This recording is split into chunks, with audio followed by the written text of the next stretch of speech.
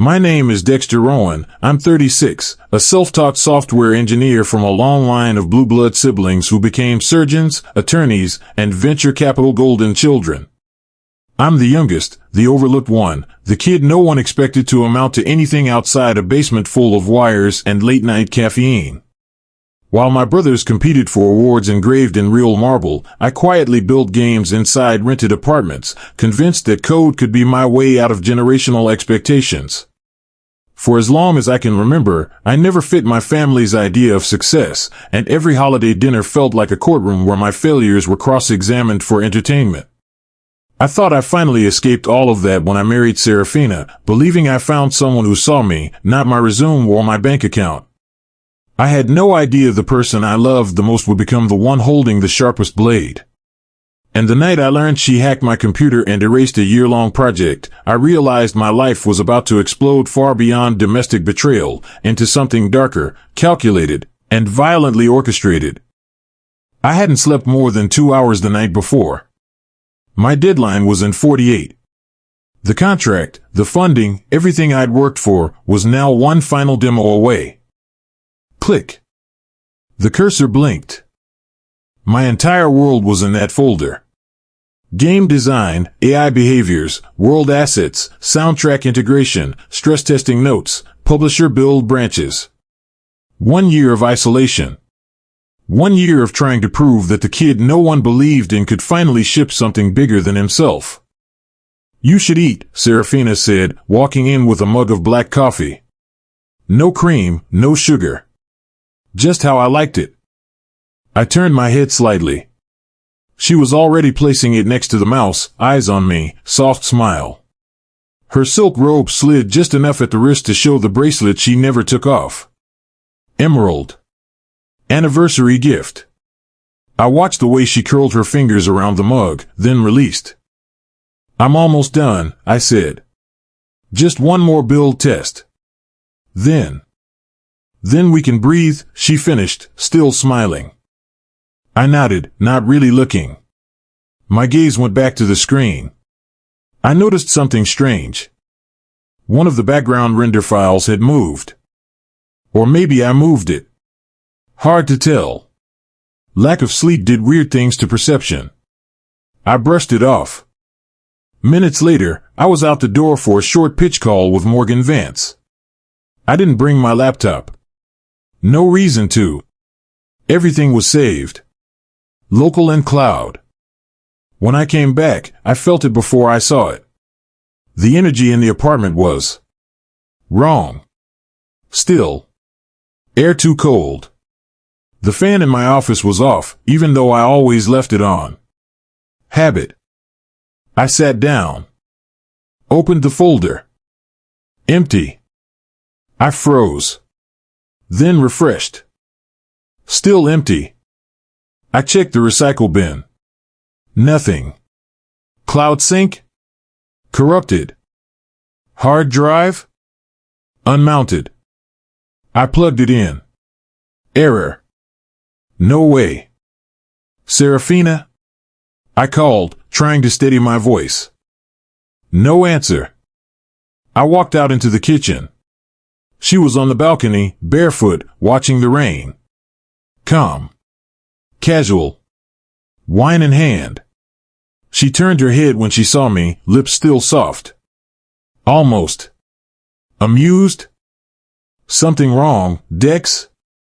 My throat clenched. You touch my computer? She raised one brow.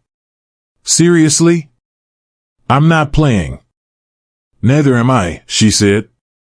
You really think I'd sabotage your golden ticket? She walked past me, bare feet against the hardwood, the hem of her robe swaying just enough to remind me why I used to believe in us. I sat down again. My hands trembled as I clicked through temp folders. Checked logs. Something had executed at 3:12 a.m. A script. Clean. No trace. No log history beyond a single echo line, command completed. Someone had overwritten the entire folder. Gone. Secure deletion protocol. Irreversible unless backed up externally. I reached for the USB drive I always kept taped under the desk. My failsafe. Gone. Where is it? I whispered. I didn't hear her approach, but I felt her presence again, behind me. She leaned down, slowly, like she was studying my expression. Her voice, low and flat, met my ear. You're starting to sound paranoid. Paranoia is when you fear what isn't real.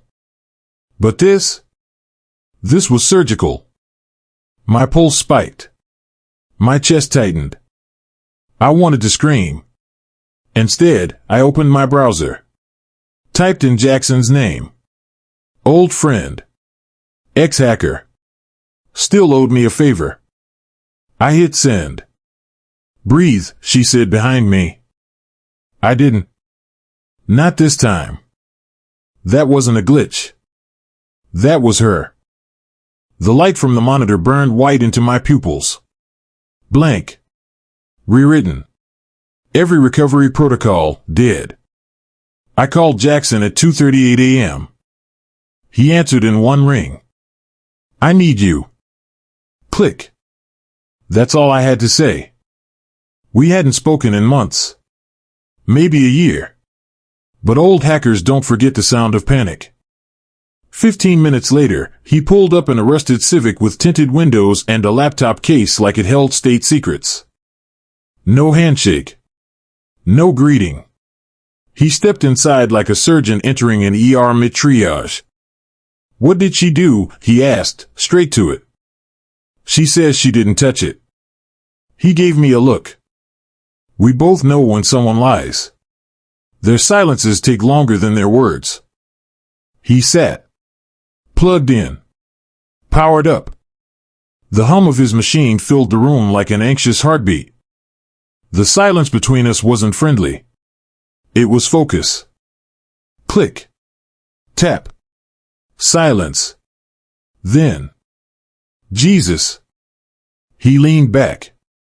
Scratched behind his ear. This wasn't just deleted. It was executed. A custom script. Secure wipe. Sector level overwrite. English. Whoever did this wanted it dead. Not moved. Not misplaced. Buried. I stared at the screen like it would change. It was her, I said. He didn't answer. The fan on my GPU hiccuped. I always thought love was the safest lie. Until it outsmarts you. Jackson said nothing. He was already moving again. New script. Scanning logs. We found the trigger file /temp/dexter_AI_rebuild_0312.bat. Timestamp 3:12 a.m. Last login, Serafina. She hadn't slept that night. Said she had a headache. Took a late bath. But the logs didn't lie. I did what most men don't. I saved everything. So did she, apparently. Look at this, Jackson muttered. He pulled up a ghost cache from her browser. A page that had been wiped from history. Nightshade Tech Solutions. Who are they? Black hat firm, he said. Secure deletion, ghosting traces, digital sabotage. You don't find them unless you know someone. How much? $8,000 per job. Cash only. Or crypto. I turned toward the hallway. Her wine glass sat on the marble counter. Still half full. She hired someone, I said quietly.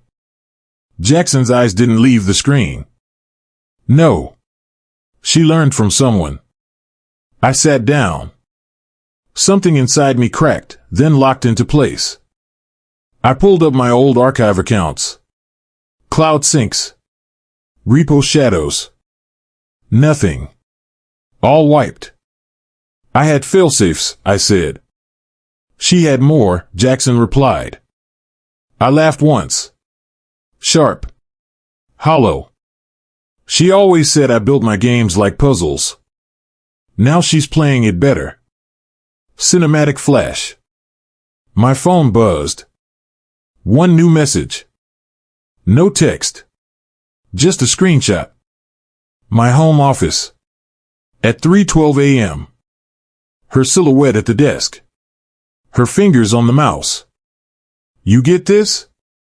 I asked Jackson. He nodded. Looks like a warning. Or a trophy. I stood. Walked to the window. Rain still poured. Shadows curled under the street lamp like something alive. I don't care what she wanted, I whispered. I'm getting my build back. And if it's gone? Then I burned everything she touched. The screen behind us blinked. A new window opened. An email draft. Auto-recovered. Never sent. From Serafina. Addressed to P. Easton. Subject, final confirmation for IP transfer. I blinked. Read it twice. She was going to sell it? Jackson's jaw tightened. Not sell.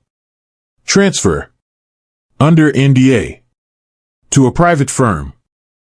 A shadow crossed the room. The air got colder.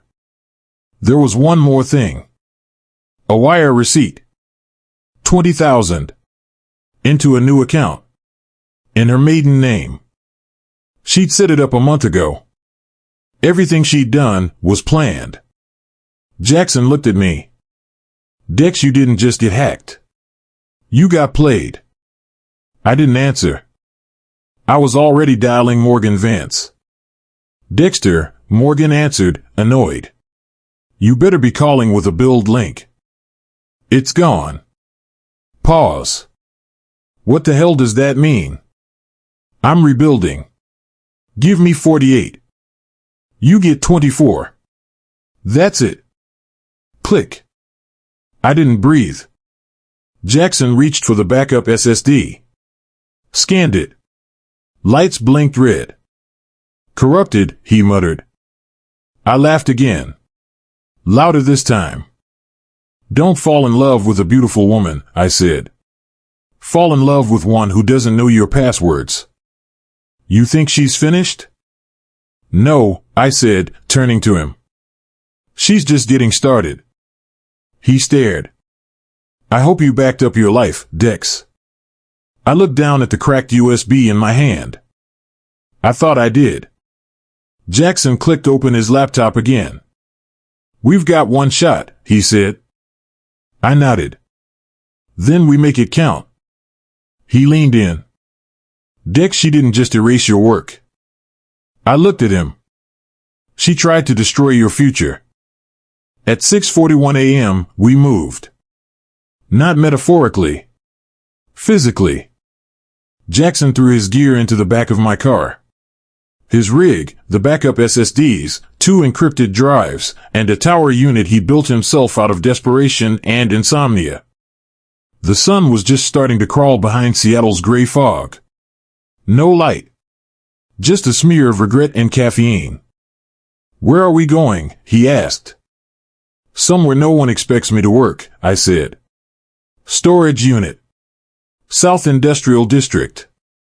Rented it last year. Never told her. Jackson gave me a half smile. Good. Always hide your church from the devil. We drove fast. Tension road shotgun. My phone buzzed the entire way. Morgan. Then again. And again. I didn't answer. Let him sweat. He gave me 24 hours. I'd give him a game. But not before I knew what the hell Serafina had traded it for.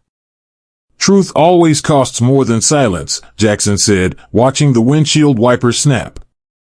You think she did it alone? He shook his head. No. She was just the first hand. Someone else wrote the check. The storage unit was cold. Metal walls. Damp floor. A single overhead bulb flickered like it hated the idea of electricity. We unloaded fast. Set up. No distractions. No questions. Just code and urgency. By 9:12 a.m., we had 18% of the project reconstructed. By 9:36 a.m., the power glitched. Not good, Jackson muttered. He opened his laptop. Fan started whining. External signal spiking. Someone's pinging this location. How? Not sure. I checked my phone. 2 new texts. Unknown number, you shouldn't be rebuilding. Unknown number, we paid already. Stop digging. Jackson saw them too. Dex. They're watching the network. They don't want to build, I said. They want to silence. His eyes narrowed. I'm bringing in Lena. Lena? She's faster than me with AI layering. And she doesn't ask dumb questions. I nodded.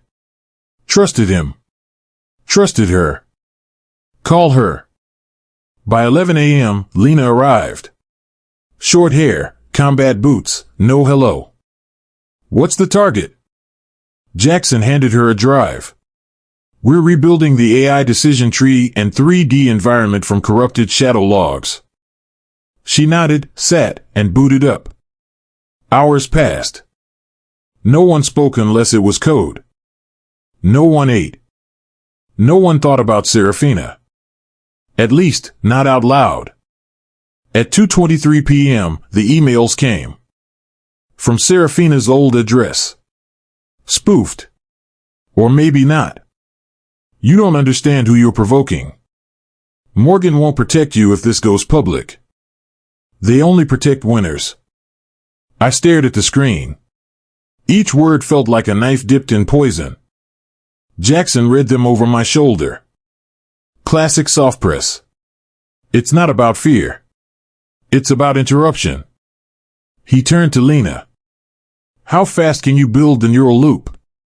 2 hours, she said, not looking up. If no one tries to fry our power again. Good. He turned to me. You rebuild the mechanics. I'll firewall the gate. But Dex. Yeah? If she's sending messages like this, someone's panicking. That means they're sloppy. We'll find them. I nodded. But something wasn't sitting right. Serafina never begged. She warned. Always cool. Always curated. These messages? They reeked of desperation. Which meant the clock wasn't just ticking for me. It was ticking for her too. By 6:50 p.m., we hit 76% completion. The air in the unit was thick. Smelled like warm wires and sweat. The lights buzzed harder. I stepped outside. Just to breathe. That's when I saw it. Across the street. Parked half a block away. A black sedan. Engine off. Windows tinted. Hadn't been there 2 hours ago. I walked 10 feet forward. The driver didn't move. Camera zoom? Binoculars? Jackson stepped beside me. You see it too? Yeah. Want me to run a plate? No. I pulled out my phone. Snapped a picture. The flash popped. The car engine started. It rolled away. Fast. Clean. Not reckless. Professional. We were being watched. Again. Back inside, Lena was already isolating file fragments. Jackson had layered a second firewall. I didn't speak. I was thinking of Serafina. Of how she stared out into rain the morning before, knowing everything I didn't. I whispered, more to myself than anyone, the moment you start lying for someone else's survival, you're already dying with them. Jackson handed me his phone. Look. An audio file.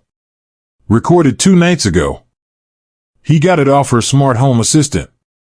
Alexa backup. Serafina's voice. Muffled. Angry. I've done everything you asked. I wiped it. I burned his backups. I can't stall him forever. Pause. Male voice, distorted, then make him fail. Or we will. I didn't recognize the voice. But the threat was real. Jackson said it before I could. They're not trying to ruin your career, Dex. They're trying to erase you. That's when Morgan called again. I picked up. Dexter. You send me a working build by midnight or I pull the deal. No more delays. I don't care if your wife tried to poison your cat. This is business. He hung up. My hand clenched around the phone. Lena turned to me. How bad is it? Worse than you think. She blinked once. You're gonna have to choose, Dex. Choose what? She didn't blink again. Whether you want your game back. Or your life. I didn't answer. Because just then, the lights flickered again. The screen dimmed. And my server's fan slowed. Like something, or someone, was already inside. The server fan slowed like a dying animal. Then stopped. Silence. No clicks. No hum. No heat. Jackson swore under his breath. They're inside the hardware. That's not malware. That's instruction-level sabotage. How? He didn't look up. Remote subversion protocol. Somebody with access rights. Or somebody with admin credentials. I stared at him. You mean someone used my credentials? He nodded once. I swallowed. Serafina didn't just delete my work. She stole my identity. Lena ripped off her headphones. We're losing power to the environment layer. If we don't stabilize, the entire reconstruction corrupts. I closed my eyes. Choices. Time. Consequence. No one tells you success isn't earned by brilliance alone. Sometimes it's earned by surviving the sabotage long enough to launch first. I opened my eyes. Cut the primary server. Transfer everything into offline mode. No Wi-Fi. No Bluetooth. Brick every port. Jackson nodded. Good call. He pulled out a Faraday bag the size of a briefcase. We ripped the power. Transferred drives. Air-gapped everything. Silence again. A heavy, suffocating silence. Lena wiped sweat from her lip. If someone was watching us through server-level packets, you just killed their eyes. I breathed. Good. I stepped outside again, just for air. The November wind whipped through the industrial corridor. Empty buildings. Stacked metal containers. Moisture on the asphalt like oil. No voices. No cars. But the feeling was still there. Eyes. Someone waiting for the next move. Someone who wanted a narrative where I failed quietly. A torn poster slapped against a nearby dumpster, no trespassing. Government-enforced security monitoring. Funny. Monitored environments make you feel safer until you realize the watchers aren't always on your side. I used to think secrets kept people alive. Now I realized concealment is just a slower death, the kind where you keep apologizing for believing the wrong person. My phone vibrated. Unknown number. You should stop. We're warning you. I typed back. Then come tell me yourself. Delivered. No reply. Just wind. Inside the storage unit, Lena was sealing drives into metallic shielding. Jackson, how clean is the network? She asked. Clean but not safe. So like marriage, she muttered. He smirked. Dex, Lena said, looking directly at me, whoever hired your wife did not hire amateurs. Corporate sabotage. Trademark level. And if it's intellectual property theft, they don't just want your code. They want the market you promised. I rubbed my temples. Morgan's deal is worth 7 figures once the publisher signs. If someone flips ownership before I deliver. You're done, Lena said. Not just done, Jackson added. You'd get gutted in litigation. The party who registers rights first holds advantage. They can bury you under NDAs, licensing disputes, and breach of contract claims. So this isn't about stealing my game, I said. It's about stealing the right to build it. Jackson nodded. Innovation is never about who invents it. It's about who controls the paperwork. A truth I already knew but never lived through this viscerally. Lena checked timestamps. Her voice sharpened. Dex, the account Serafina set up? That wasn't just for payout. That's a holding account. She didn't want profit, she wanted proof she executed the transfer. My throat tightened. Proof. She wanted plausible deniability if this ever hit court. A single signature away from saying, I never touched Dexter's intellectual property. I just moved financial assets upon request. I whispered, she planned this for months. Longer, Lena said. Based on metadata, she did early reconnaissance 9 months ago. I stared at the wall. 9 months. While we traveled to Portland for her cousin's wedding. While she told me she believed in the game.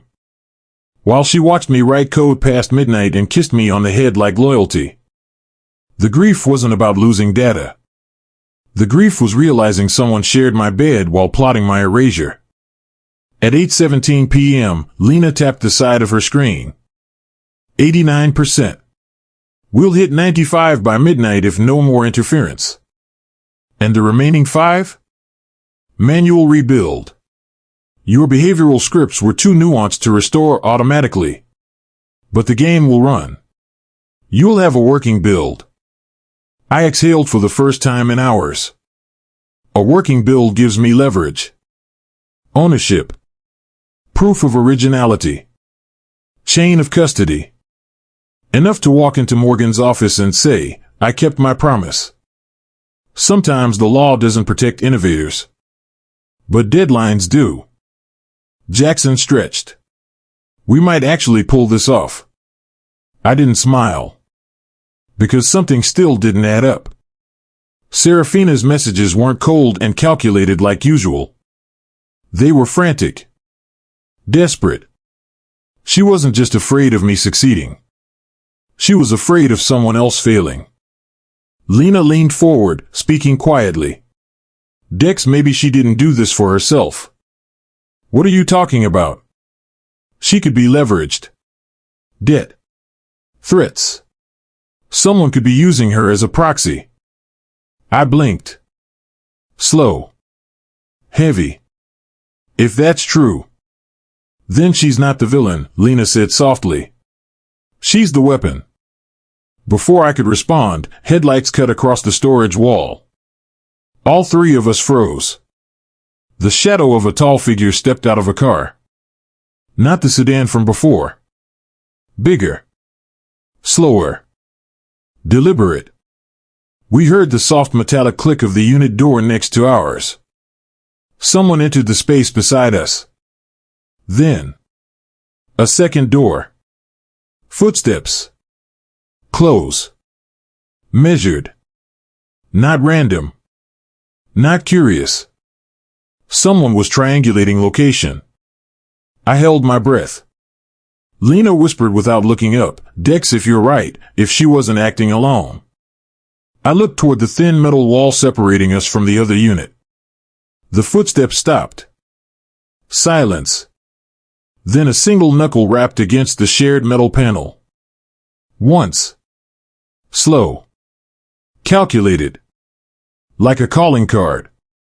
The whisper in my throat wasn't my own. They're not trying to steal your game anymore. I stared at the wall. They're coming for you.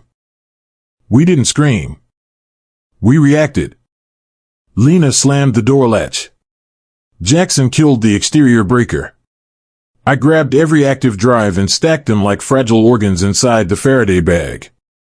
Move, Jackson barked. We spilled into the hallway of the storage complex, boots hitting concrete like a drumline. I carried the tower unit like a newborn. Lena hauled 2 render machines in her arms. Jackson dragged a duffel of encrypted SSDs. Outside, the cold night slapped our faces. Sodium lights buzzed above us, flickering like faulty lighthouses. No more waiting. No more fear. We loaded everything into Lena's SUV. I jumped in front, Jackson in back. Lena hit the ignition. Tires spat water. We sped through the district, empty industrial warehouses racing past us like frozen ghosts. Where now? Lena yelled. Co-working space, I said. Downtown. 24-hour security. Backup generator. I used to build prototypes there. Good, Jackson muttered. Eyes but not ears. Rain hammered the windshield like stones.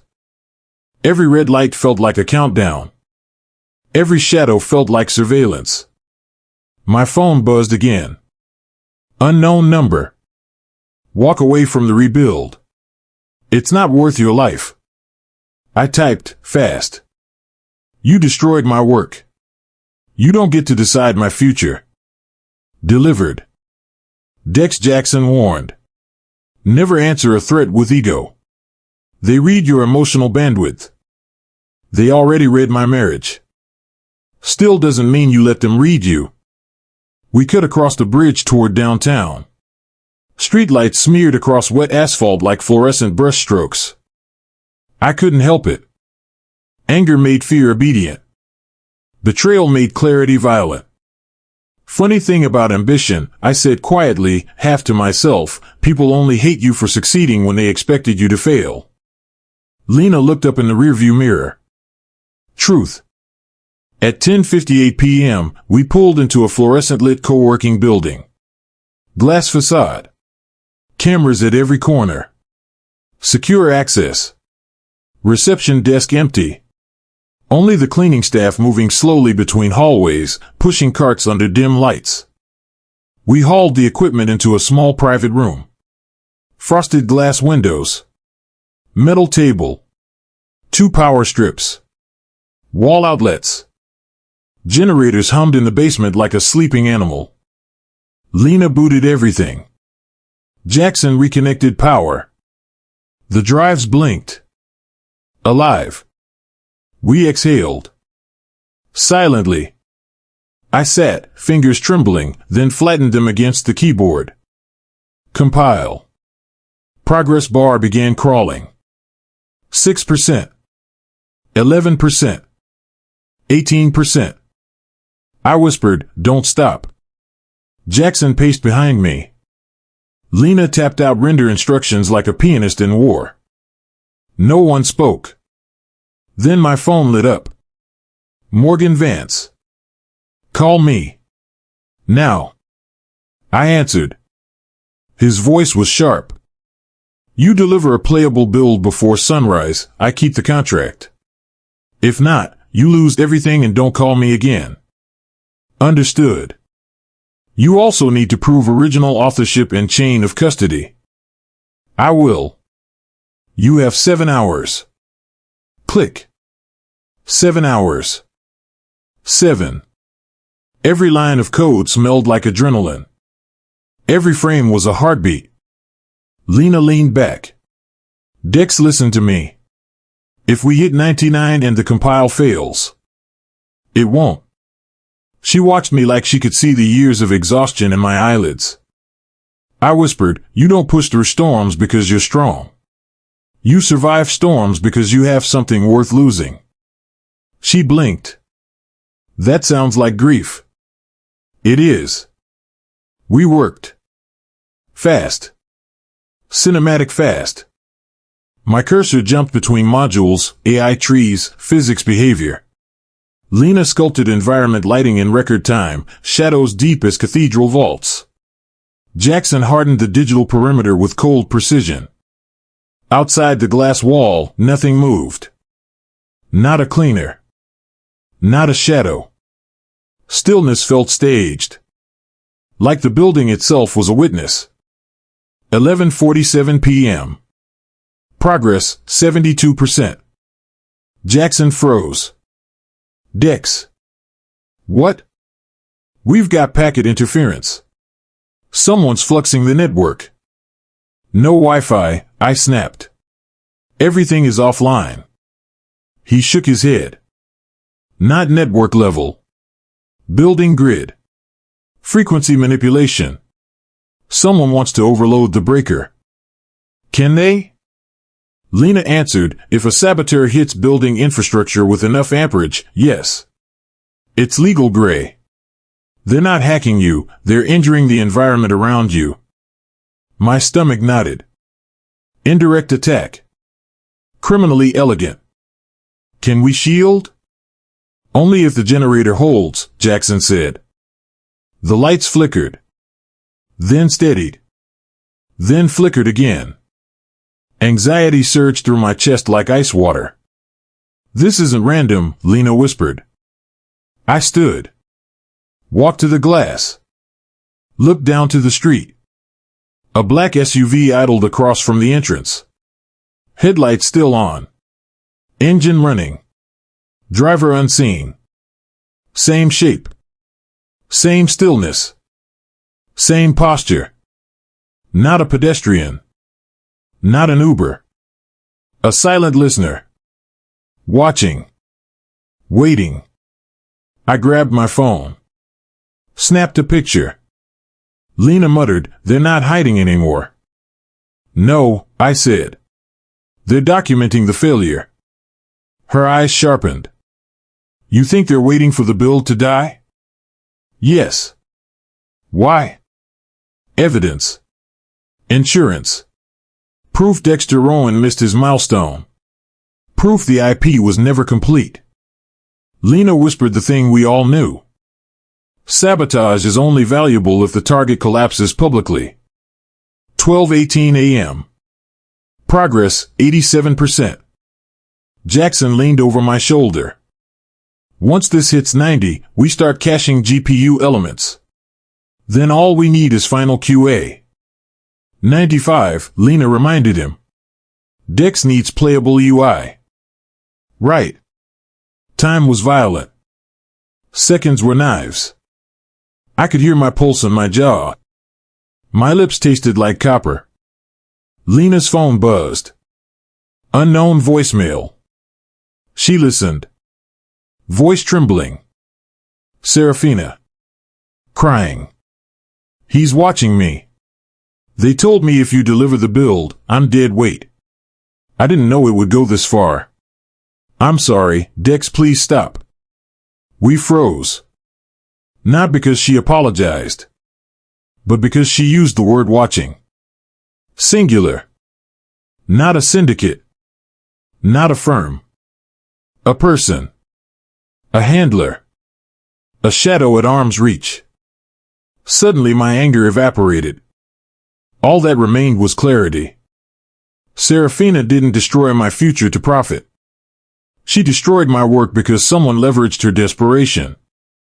Debt. Blackmail. Or something uglier. Jackson put a hand on my shoulder. You don't have to save her. I married her, I murmured. She betrayed you. I'm still responsible. Silence. Then. The lights went out.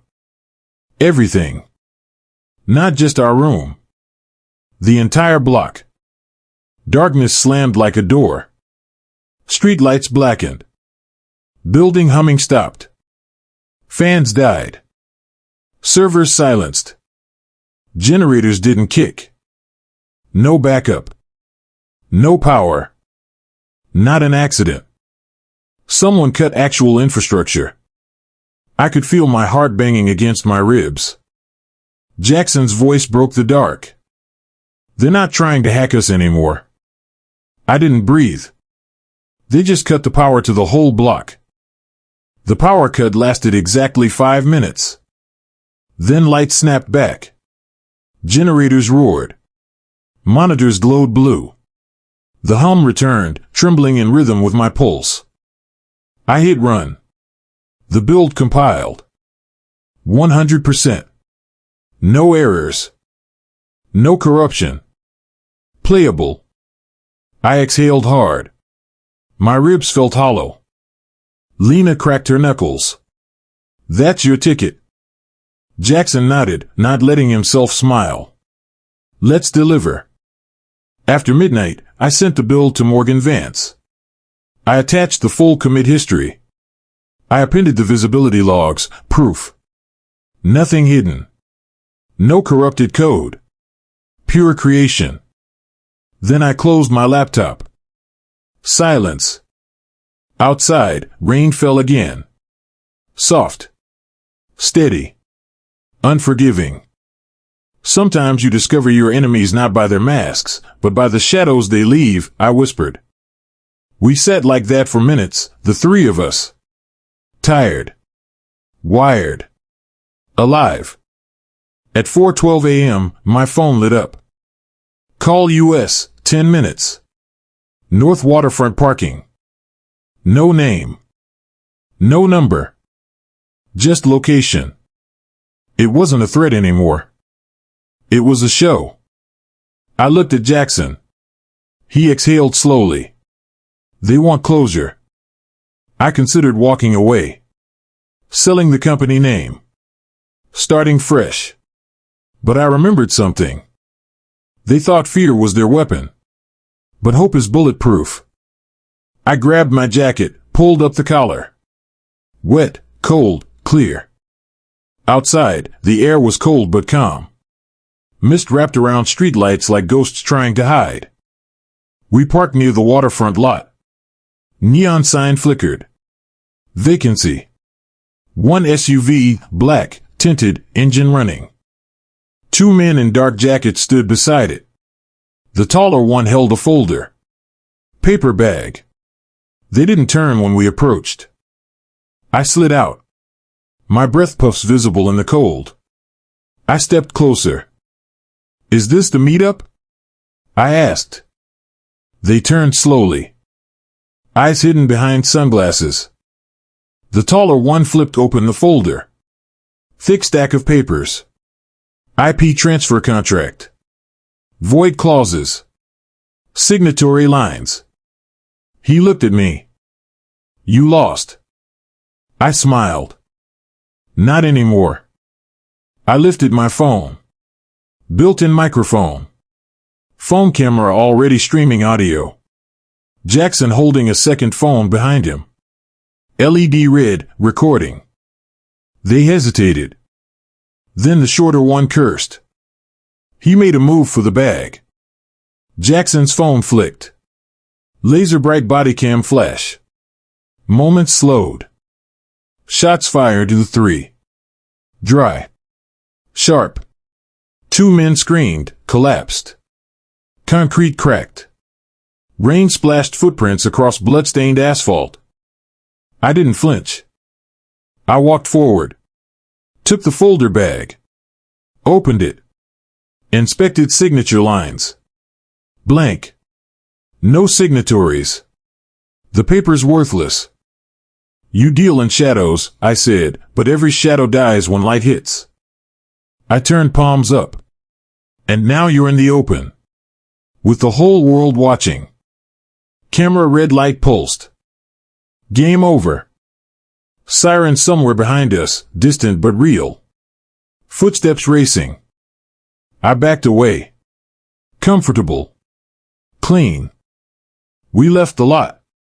Rain soaked through my shirt. Cold. Alive.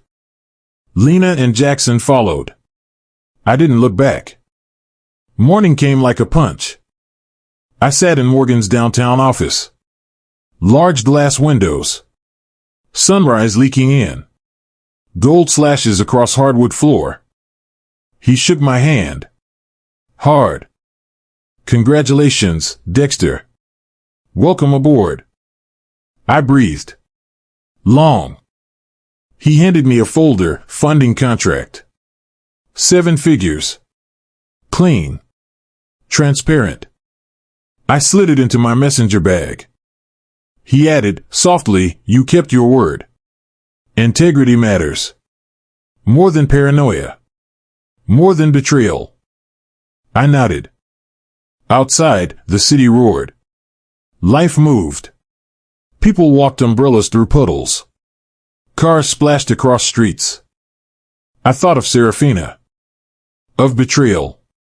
Of love twisted. Of shadows. But also of something else. Redemption. Renewal. The money didn't give me happiness. The contract didn't give me peace. It gave me certainty.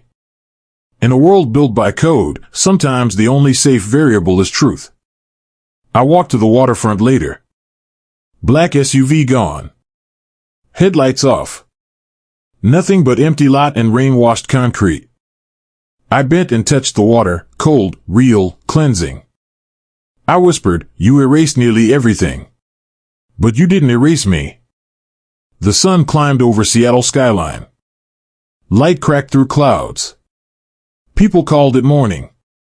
I called it rebirth. I left the lot that night. With a new build. A new company.